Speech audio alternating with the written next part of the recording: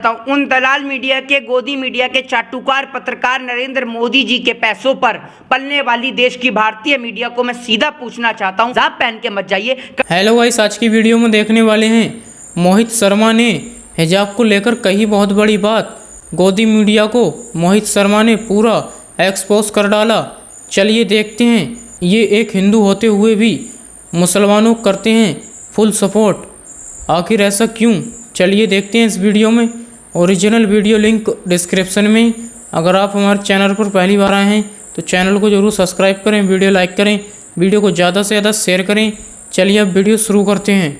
मैं बता देता हूं, उन दलाल मीडिया के गोदी मीडिया के चाटुकार पत्रकार नरेंद्र मोदी जी के पैसों पर पलने वाली देश की भारतीय मीडिया को मैं सीधा पूछना चाहता हूं, हिजाब पहन के मत जाइए। कल को वो हमारे देश के हिंदू धर्म की बहन बेटियों को कहेंगे कि आप अपने बड़ों के सामने पर्दा करके मत जाइए, आप उनके सामने पल्लू और घूंघट करके मत जाइए। कल को वो हिंदुओं से कहेंगे कि आप तिलक लगा के मत जाइए, परसों मुस्लिम से कहेंगे कि टोपी पहन के मत जाइए, फिर तरसों सिख से कहेंगे कि आप पग उतार के जाइए, फिर उसके बाद ईसाइयों से कहेंगे कि आप चर्च में मोमबत्ती लेके मत जाइए। तो क्या इस देश के अंदर ये मजाक चल रहा है कि आप कभी भी किसी की आस्था के साथ में आप खिलवाड़ करेंगे और देश के लोग बैठे बैठे चुप देखते रहेंगे? आप शिक्षा पे बात करिए, आप रोजगार पे बात करिए, आप रोटी कपड़ा और मकान पे बात करिए, आप धर्म पे बात करते हैं। अरे आप मौलाना या पंडित हैं, आपने धर्म के ठेकेदार हैं। आप ये बताइए, आपको खुद अपनी नारी की इज्जत करनी नहीं आई, आपको नारी का सम्मान करना नहीं आया, और आप लोगों को बताते हैं कि नारी का सम्मान कैसे होगा। हम नारी का जब यही महिलाएं, मुस्लिम महिलाएं, जब मोदी जी बनारस आते हैं, जब या फिर मोदी जी दूसरे क्षेत्र में जाते हैं, तब जब यही मुस्लिम महिलाएं मोदी जी का स्वागत करने के लिए हैं, फूल की माला मोदी जी को पिनाकर उनका स्वागत करती हैं,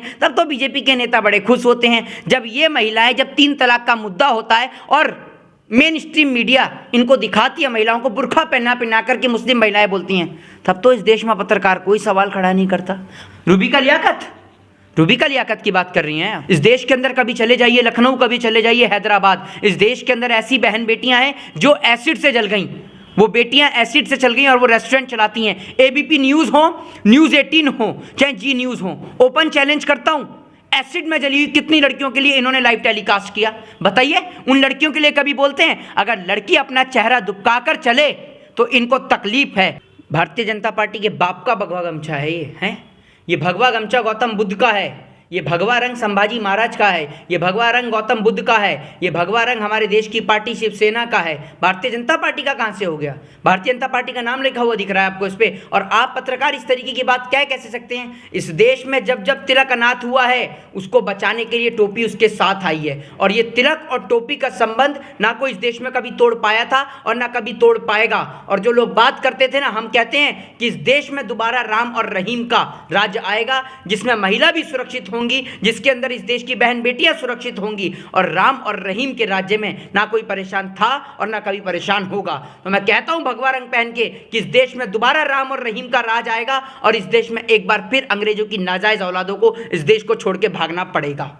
हमारा अगला सवाल ये है कि अभी आपने हाल में ही आपका मैंने इंटरव्यू किया था और आपने हिजाब को लेकर के काफ़ी अच्छी बातें कही थी, जो काफ़ी ज़्यादा सोशल मीडिया पर वायरल हुआ। लेकिन सोशल मीडिया पे ही देखा जा रहा है, और मेन स्ट्रीम मीडिया जो है पिछले कुछ दिनों से इस मसले को काफ़ी ज़्यादा चला रही है, और हिजाब पर जो है ना विवाद बढ़ता जा रहा है। यहाँ तक कि हाई कोर्ट से ये मामला सुप्रीम कोर्ट में भी चला गया था, और सुप्रीम कोर्ट ने इनकार कर दिया है त्वरित सुनवाई करने को लेकर के।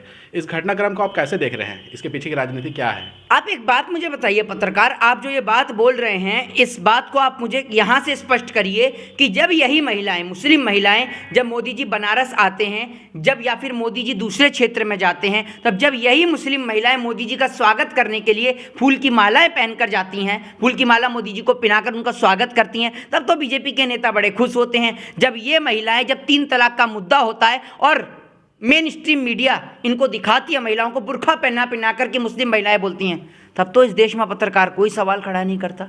और आज इस देश के पत्रकारों को तकलीफ होने लग गई इस चीज़ से।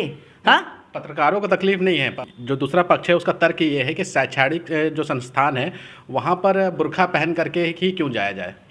ये किसने कहा इस तरीके की बात? आप मुझे बताइए। पूरी मीडिया में चल रही है। कौन मीडिया में? एक नाम दीजिए आप। रूबिका लियाकत की बात कर रही हैं आप। एक बात मुझे बताइए पत्रकार, इस देश के अंदर आप जानते हैं, इस देश के अंदर कभी चले जाइए लखनऊ, कभी चले जाइए हैदराबाद, इस देश के अंदर ऐसी बहन बेटियां हैं जो एसिड से जल गईं। वो बेटियां एसिड से चल गई और वो रेस्टोरेंट चलाती हैं। एबीपी न्यूज़ हो, न्यूज़ 18 हो, चाहे जी न्यूज़ हो, ओपन चैलेंज करता हूं, एसिड में जली हुई कितनी लड़कियों के लिए इन्होंने लाइव टेलीकास्ट किया?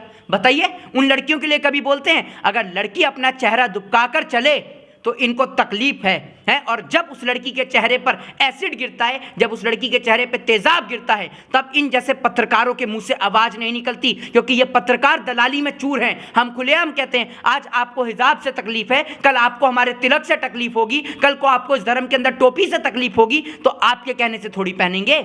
हम इस देश में तिलक भी लगाएंगे, हम इस देश के अंदर महिलाओं को हिजाब भी पहनाएंगे, और ये हमें किसी से पूछने की परमिशन नहीं है। आपने अभी गोदी मीडिया का जिक्र कर दिया है, मैं नाम नहीं लेना चाहूँगा। उनका कुछ ट्वीट है जो मैं पढ़ करके आपको बता रहा हूँ। वो लिखती हैं कि मैं राजस्थान से आती हूँ, वहाँ घूंघट की प्रथा है। ऐसी थी कि आधी चुनर घूंघट खत्म हो जाती थी, लेकिन कभी किसी लड़की को घूंघट में स्कूल जाते नहीं देखा, किसी परिवार को स्कूल कॉलेज प्रशासन से जिद करते नहीं देखा। ज़माना आगे बढ़ रहा है, औरतों ने घूंघट करना लगभग ख़त्म कर दिया, लेकिन हम उल्टे ही चले जा रहे हैं। ईमानदारी से अपने आसपास मुस्लिम बुजुर्ग, नाना नानी, दादी को देखिए, बुर्का नहीं भारतीय लिबास पहने मिलेंगे, ऊपर दुपट्टा या चादर पहने हुए मिलेंगे, या तो साड़ी या फिर सलवार कमीज पहने हुए मिलेंगे, या काले बुर्के नई पीढ़ी में इस कदर ये क्यों बढ़ गए? उनका सवाल ये है। सुनिए मैं बता देता हूं। उन दलाल मीडिया के, गोदी मीडिया के चाटुकार पत्रकार नरेंद्र मोदी जी के पैसों पर पलने वाली देश की भारतीय मीडिया को मैं सीधा पूछना चाहता हूं कि आप इस सवाल का मुझे जवाब दीजिए कि अगर कोई अपनी इच्छा के अनुसार इस देश में बुर्का पहने, हिजाब पहने, या कोई हिंदू धर्म की महिला अपने सर को, आज भी हमारे देश की हिंदू धर्म की संस्कृति है कि बड़ों के आगे हमारे देश की बहन बेटियां, हमारे हिंदू धर्म की बहन बेटियां घूंघट ढक लेती हैं, पर्दा कर लेती हैं। और आप एक बात मुझे बताइए कि जो इन्होंने बात करी बुर्के को लेकर, हिजाब को लेकर, तो क्या आप बहन बेटियों को कंगना रनावत के जैसा बनाना चाहती हैं?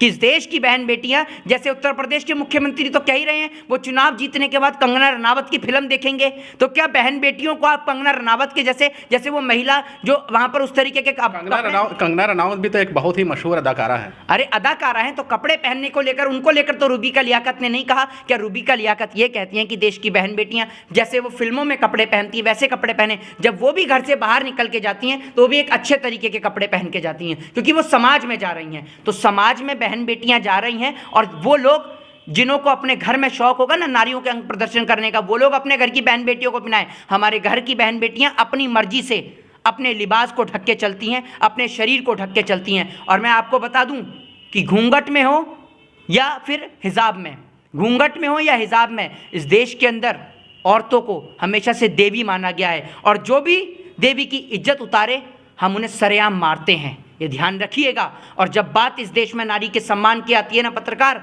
तो इस देश में किसी को नहीं छोड़ा जाता, क्योंकि नारी के सम्मान के खातिर तो इस देश के अंदर राम ने 14 वर्ष का वनवास काटा। किस लिए काटा था आपको पता है?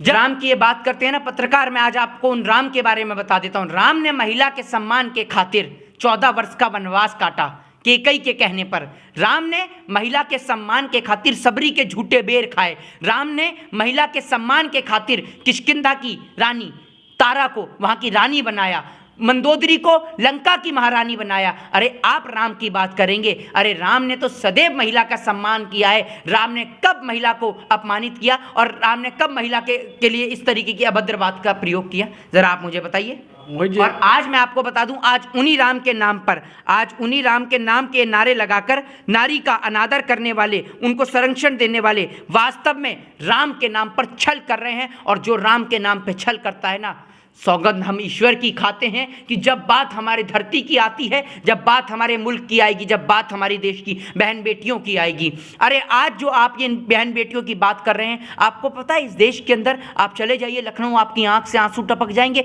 जहां वो एसिड से बहन बेटियां जो अपने रेस्टोरेंट चलाती हैं, हैदराबाद में जो बहन बेटियां अपना रेस्टोरेंट चलाती हैं, देश के कई कोने में वो एसिड से पीड़ित बहन बेटियां अपना रेस्टोरेंट चलाती हैं। समाज के लोग उनको देखने से डरते हैं, और वो बहन बेटियों के ऊपर जब आप एसिड गिरते हैं, कोई नेशनल मीडिया पत्रकार उनको कवरेज नहीं देता। और वो बहन बेटियां, मैं गर्व से कहता हूं कि वो बहन बेटियां हमारे समाज का एक बहुत बड़ा स्वरूप हैं, और मैं उन बहन बेटियों का भी सम्मान करता हूं।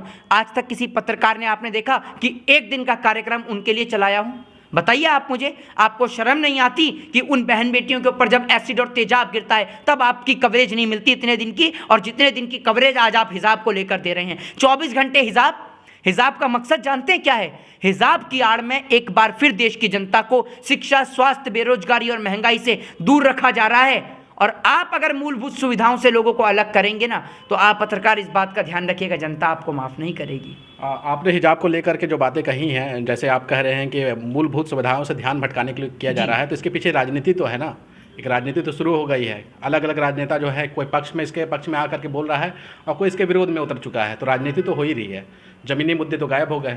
तिरंगे का अपमान करने वाली भारतीय जनता पार्टी, जिनकी पार्टी के आरएसएस वाले लोग तिरंगे का सम्मान नहीं करते, वो देश की पार्टी जो देश में धर्म और जाति के नाम पे सांप्रदायिक दंगे भड़काती है, वो देश की पार्टी जब इस देश के नौजवान रोजगार मांगने के लिए जाते हैं तो उनका स्वागत लाठी और डंडे से करती है, वो देश की पार्टी हमें सिखाएगी। आज वो बहन बेटियों के ऊपर कह रही है कि हिजाब पहन के मत जाइए, कल को वो हमारे देश के हिंदू धर्म की बहन बेटियों को कहेंगे कि आप अपने बड़ों के सामने पर्दा करके मत जाइए, आप उनके सामने पल्लू और घूंघट करके मत जाइए। कल को वो हिंदुओं से कहेंगे कि आप तिलक लगा के मत जाइए, परसों मुस्लिम से कहेंगे कि टोपी पहन के मत जाइए, फिर तरसों सिख से कहेंगे कि आप पग उतार के जाइए, फिर उसके बाद ईसाइयों से कहेंगे कि आप चर्च में मोमबत्ती लेके मत जाइए। तो क्या इस देश के अंदर ये मजाक चल रहा है कि आप कभी भी किसी की आस्था के साथ में आप खिलवाड़ करेंगे और देश के लोग बैठे बैठे चुप देखते रहेंगे? आप शिक्षा पे बात करिए, आप रोजगार पे बात करिए, आप रोटी कपड़ा और मकान पे बात करिए, आप धर्म पे बात करते हैं। अरे आप मौलाना या पंडित हैं, आपने धर्म के ठेकेदार हैं।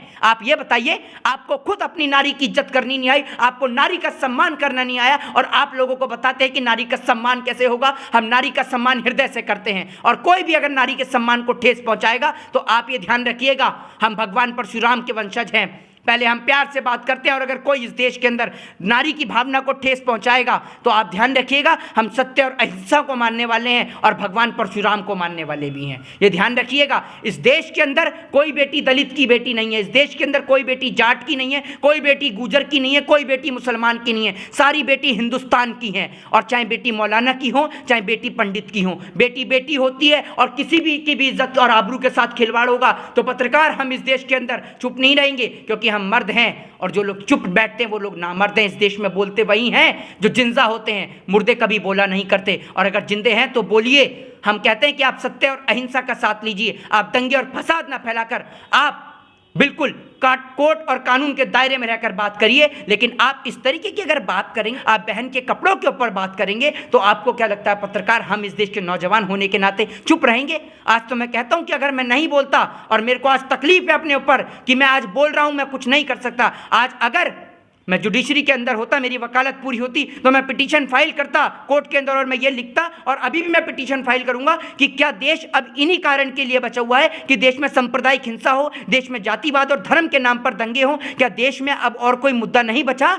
क्या देश की तरक्की और डेवलपमेंट अब गड्ढे में गिर चुकी है? देश की तरक्की के लिए कोई मुद्दा नहीं है? क्या पत्रकार अब इतने गूंगे और बहरे हो चुके हैं? क्या पैसों की चकाचौंध अब इतनी तेज हो चुकी है कि उसके आगे रोटी कपड़ा और मकान अब दब चुका है? लोगों के पास 2 वक्त की रोटी नहीं है, और यहाँ सांप्रदायिक दंगे और हिंसा में लाखों लोग मर रहे हैं, और सरकारें चुप बैठी हैं। मोदी जी का कोई मुंह से जवाब नहीं आ रहा है। क्या हो रहा है कर्नाटक में? क्या आप 5 राज्यों के चुनाव के लिए एक बार फिर इस देश को दिल्ली जैसा बनाना चाहते हैं? कर्नाटक को क्या आप पूरे भारत में आग लगवाना चाहते हैं? अरे अगर आपको इतना ही शौक है तो वो जो परमाणु रखे हैं, वो परमाणु आप हमारे ऊपर ही गिर दीजिए ना, क्योंकि आपकी औकात नहीं पाकिस्तान पे गिरने की, तो आप गिरिए हमारे ऊपर परमाणु, एक बारी में मार दीजिए ना आप हिंदू मुस्लिम को। क्यों आप तिल तिल करके लोगों को मार रहे हैं? क्यों उनको इतना चोट पहुंचा रहे हैं? बताइए, आप एक बार मार दीजिए, शर्म आनी चाहिए इस देश की सरकार को।